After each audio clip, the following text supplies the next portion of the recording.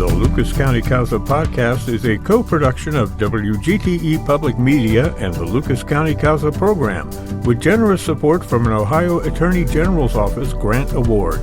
More information at casakids.net.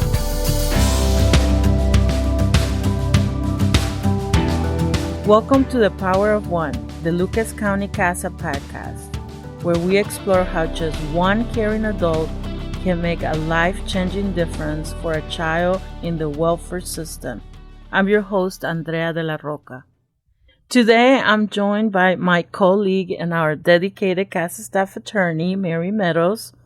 Mary plays a critical role in making sure children's voices are heard and that their best interests are represented in court. She also works closely with our CASA volunteers who step in to advocate for children experiencing abuse and neglect. We'll be talking not only about Mary's role, but also about the powerful impact CASA volunteers have in children's lives, an impact that was confirmed in the Ohio CASA Evaluation Report. The statewide study was conducted in 2023 and found that children with a CASA volunteer are almost 4 times more likely to be reunified with their families, 10 times more likely to find a permanent placement, and far less likely to re-enter foster care after leaving.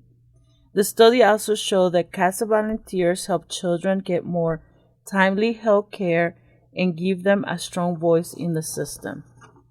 In this episode, we'll explore what those findings mean here in Lucas County, how Mary partners with volunteers to support children, and why the work of one CASA volunteer can make all the difference. Mary, thank you so much for joining us. Thank you for having me. Mary, can you share with our listeners what it means to serve as a CASA Staff Attorney?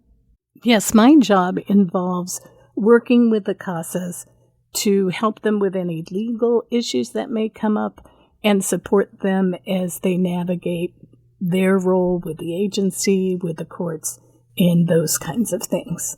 And so it's a little different than the CASA themselves. I'm not out there visiting the children.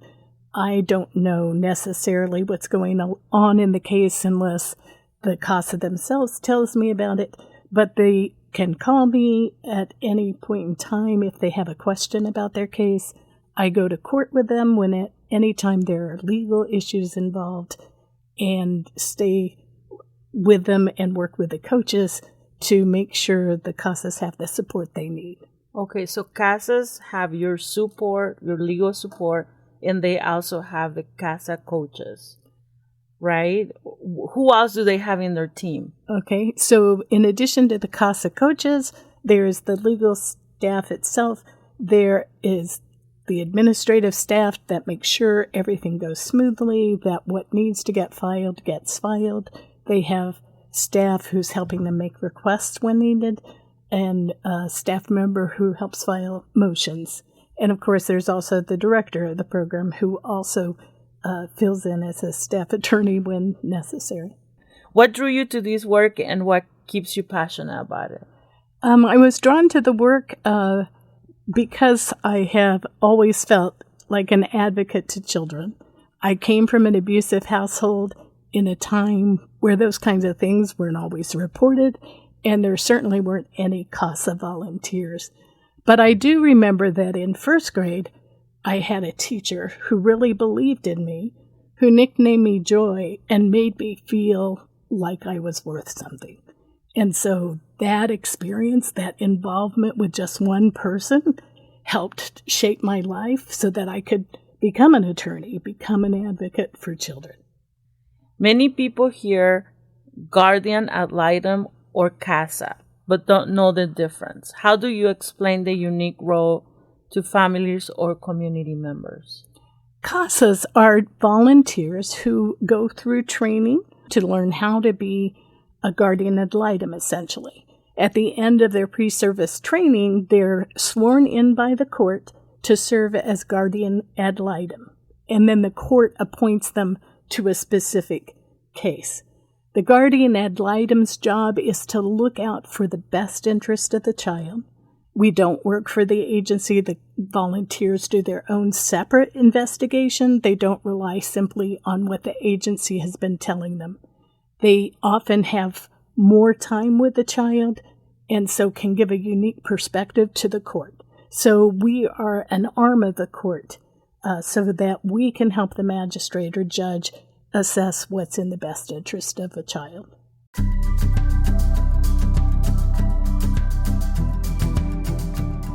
Hi, I'm Maureen Knight, and I'm a CASA volunteer with the Lucas County Juvenile Court.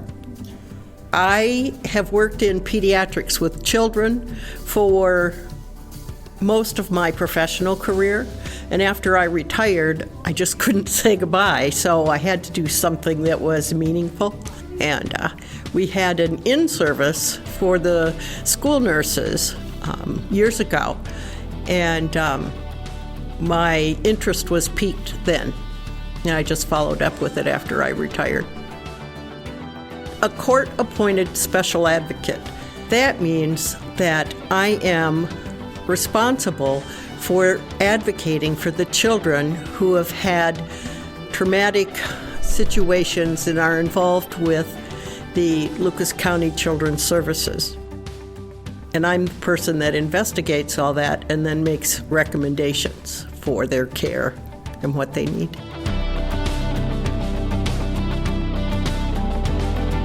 Now let's talk about the impact CASA volunteers are truly having in children's lives. And we have brand new data to back it up. For the first time in Ohio, a comprehensive study has measured how children fare when a CASA volunteer is appointed to their case. The study was led by the Ohio College of Medicine Government Resource Center at The Ohio State University in partnership with the Ohio Department of Job and Family Services and the Ohio Department of Medicaid. Researchers examined thousands of case records comparing children with CASA volunteers to those without across rural, urban, and suburban counties. The results are powerful. The evaluation found that in counties like Lucas, children with CASA volunteers were almost 4 times more likely to be reunified with their families and 10 times more likely to find a permanent placement. From your legal perspective, what do you think CASA volunteers make such a difference? I think they make a difference because of their involvement with the case. Their strongest connection is with the child, but in order to support the child's best interest, it's necessary to find out what the family itself needs, what the parents need. And so the CASA can help bridge the gap, as it were, should the agency not be able to determine what the parents need. Typically, the agency does know what the parents need, but sometimes there's a specialized need that comes up, or the CASA just sees a way that the parents could be supported as they journey towards that permanency of reunification. So the CASAs can help make the home a safer place by helping the parents as well when it's possible to do so. Okay, can you give us more specific examples? So in terms of specific examples, I think it's harder to show examples with reunification because those cases sort of journey on their own. The goal is reunification. The CASA helps ensure, along with the agency, that the parents get the support they need. In terms of other cases where maybe reunification ends up not being possible, the CASA is able to help with the children finding permanency, whether that's with the caregiver that's in place, helping to identify other people, other relatives, and bringing those to the agency to make sure they've been looked at and investigated. Sometimes the CASA themselves are the ones who hear about a relative that has never come up before who may be willing to take the children. That's obviously the second best outcome for parents because they still have visitation rights and other rights related to the children when a relative takes legal custody. When the agency has to take permanent custody, the CASA has been journeying all along the way. They know the child, they've seen their records, and it's because of what they know about the case that they can really help the court understand who the child is. Before I came on as a staff attorney, I had a case where the children had been living in a car, the mother was using drugs, and the children ended up being placed in a foster home where they have now been for over a year. And so part of my job continues to help make sure that caregiver who is interested in adoption can do so.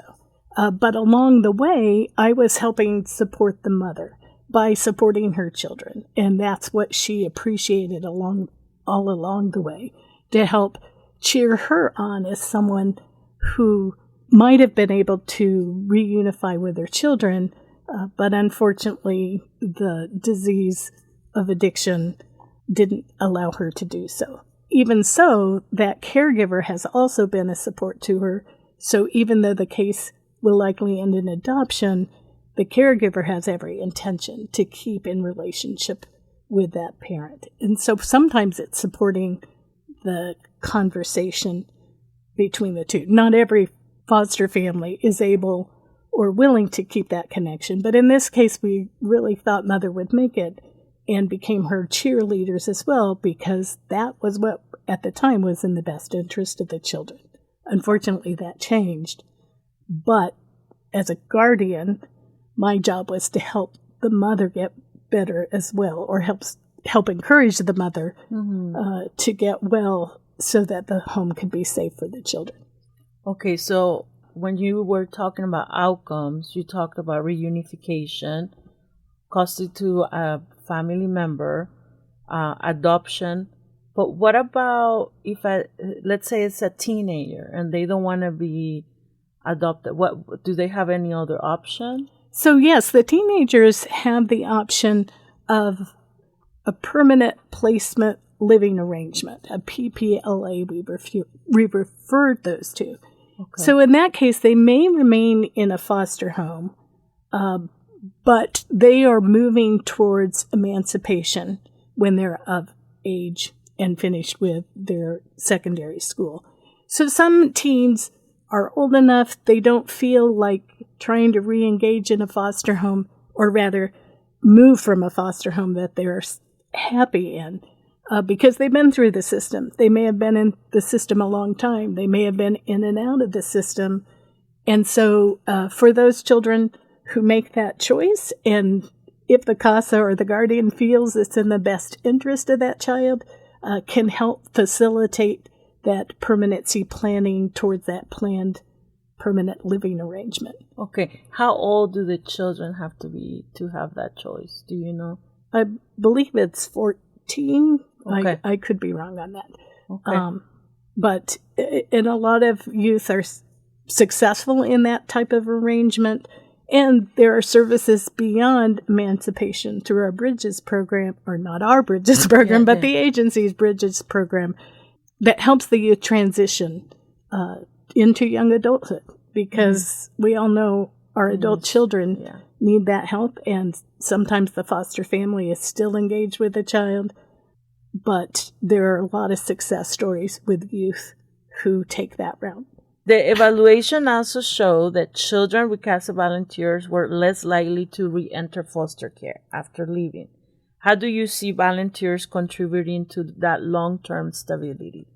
I think a lot of times without a CASA is that children maybe are reunified prematurely with the parents, that the parents don't have the stability, the long-term stability they need to keep and maintain a safe environment for the children. So I think the CASA helps slow down the agency, sometimes when appropriate, with reunification. Not because they're ultimately against the reunification, but because they want to make sure the parents have the stability they need. We had a case recently where the agency was moving to legal custody to a parent, sort of the non-offending parent, we might call him.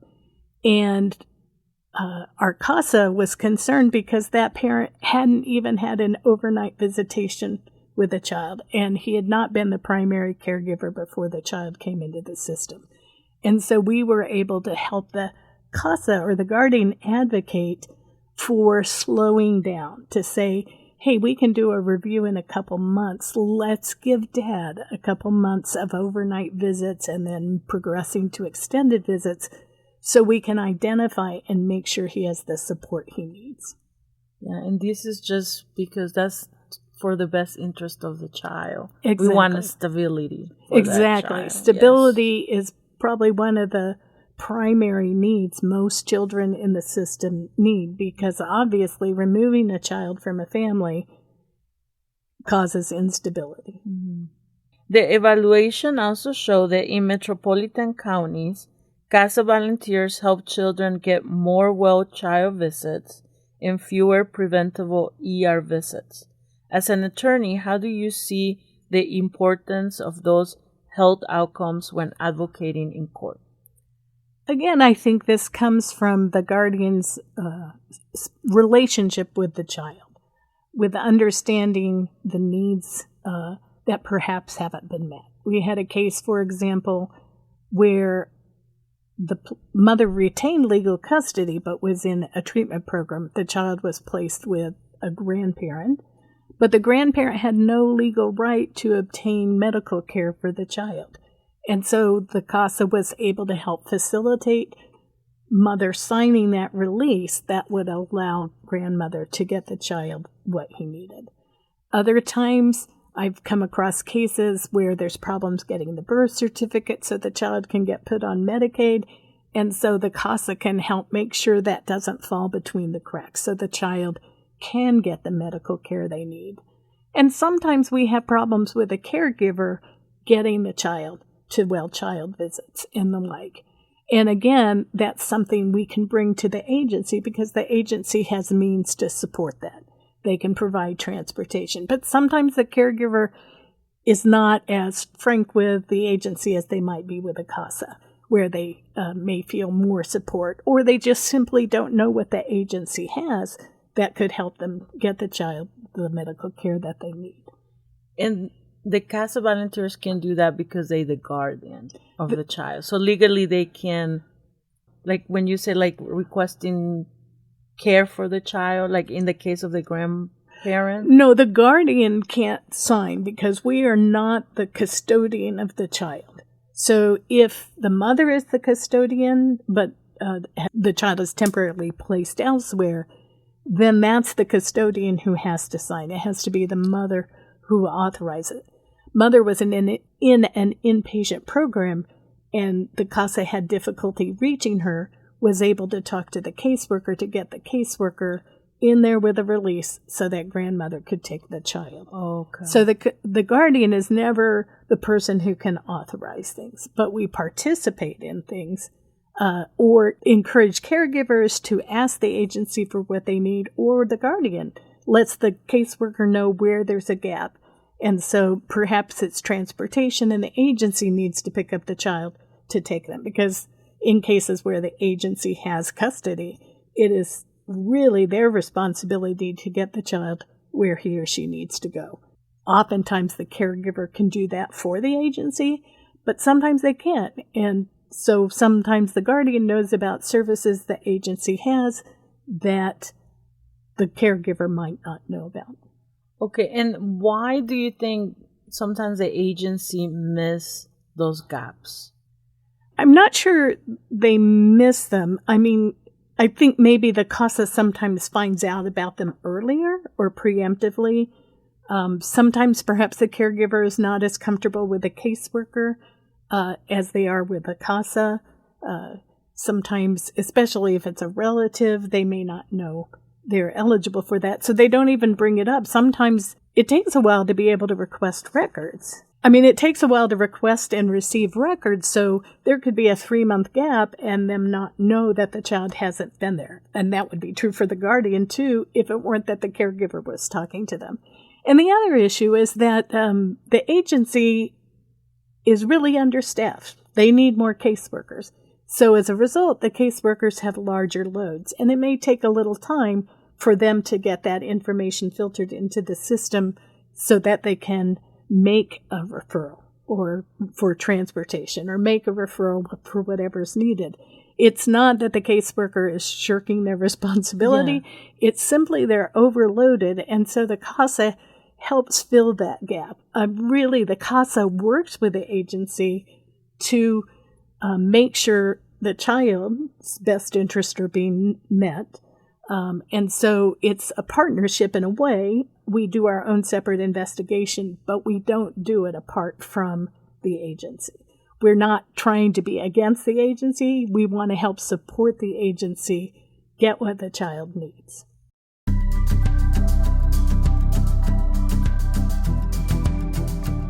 I'm Scott Raymond. I am a CASA volunteer. So once we are assigned a case, it's our job to visit, check in with the children assigned to us regularly. We meet everybody involved in their lives, their parents, guardians if they're different, their teachers, their, other family members, anybody that makes up that child's life, so we can get a complete picture of the kids. And so that we can then represent them in court and tell all the grown-ups what we feel is in their best interest. So once a week, I pick up my grandson from school and take him home. And we always drive past a house where I know the family. We're one of my CASA families that I worked with, the very first ones.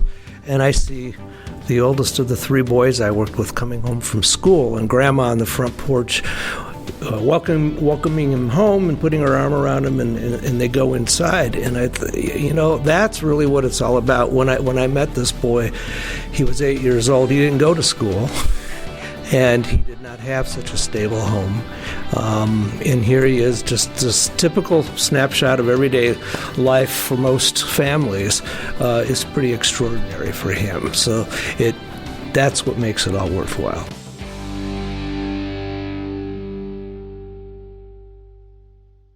As we wrap up the findings from the Ohio CASA evaluation, it is important to think about what comes next.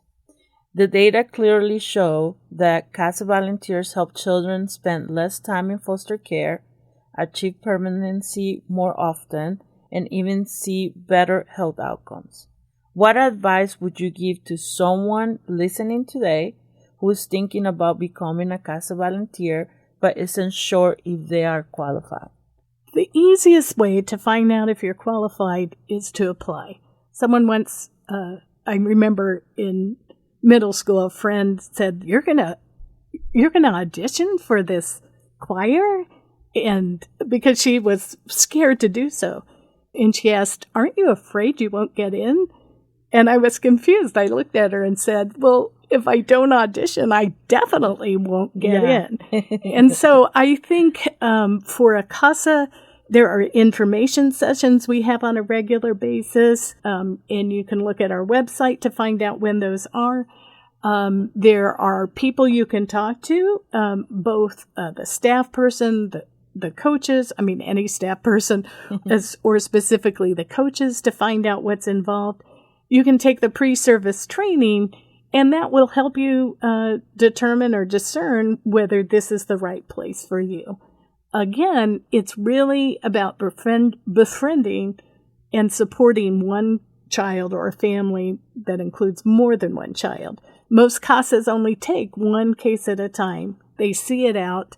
Typically, the length of the case is anywhere between 6 months and 2 years, but they are there, hopefully, throughout that case as a person that the child feels comfortable with, so that they can continue to support the child.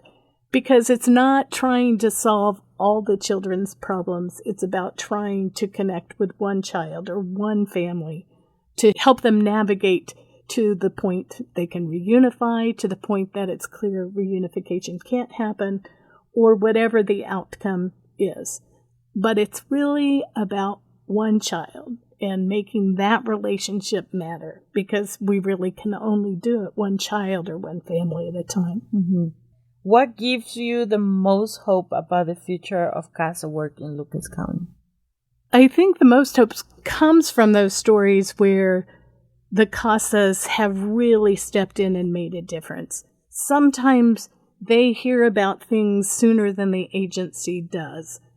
For example, we had a case where a youth was able to speak with the caseworker and the CASA about some problems that were happening in a relative home. And it was the CASA who really advocated to make sure that placement was changed for the youth so that they were in a safe environment. So those kind of stories where the CASA can help bring the information to the agency when the agency has not had a chance to visit. And oftentimes it's the CASA the child feels more comfortable with. And so sometimes that helps them disclose things to the agency itself. And I think the other factor is that we do have people volunteering or signing up for our next class. And we always need more CASAs. And so just that there are people who are interested and willing to put in that time to become a guardian gives hope. Yes. Well, Mary, thank you so much for sharing your insights and for the incredible work that you do every day to protect and advocate for children in Lucas County. And to our listeners, you just heard how powerful it can be when one caring adult steps into a child's life. The Ohio CASA Evaluation shows that children with a CASA volunteer are more likely to reunite with their families, find permanent homes, and get the health care they need. But behind every statistic is a child who needs someone to stand by their side. That someone could be you. If you ever thought about making a difference, becoming a CASA volunteer is one of the most meaningful ways to do it. Our training will prepare you for everything you need to know, and our team will support you every step of the way. To learn more, visit casakids.net. Again, that's casakids.net, or call us at 419-213-6753, 419-213-6753. Thank you for listening to the Lucas County CASA Podcast, The Power of One.